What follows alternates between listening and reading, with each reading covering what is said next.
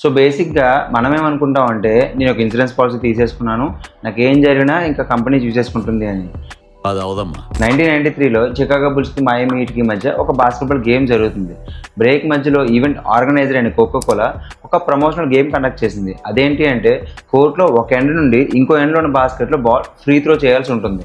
అలా త్రో చేసిన వ్యక్తికి $1 మిలియన్ ప్రైజ్ మనీ అనౌన్స్ చేశారు. డాన్ పొలిహన్ అనే వ్యక్తి బాల్ ఫ్రీ త్రో చేసి బాస్కెట్లో వేశాడు.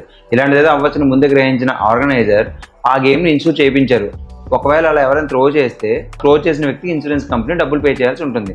అయితే పాలసీ క్లెయిమ్ చేసేటప్పుడు ఇన్సూరెన్స్ కంపెనీ పాలసీ రిజెక్ట్ చేసింది. ఎందుకంటే వాళ్ళు పెట్టిన కండిషన్స్లో వన్ ఆఫ్ ది కండిషన్ ఏంటి అంటే అలా త్రో చేసిన వ్యక్తి ముందు ఎప్పుడు కూడా బాస్కెట్బాల్ గేమ్ ఆడి ఉండకూడదు అని. డాన్ పొలిహన్ తన స్కూల్ లెవెల్లో basketball player. So violation of the conditions కింద పాలసీ రిజెక్ట్ చేసింది.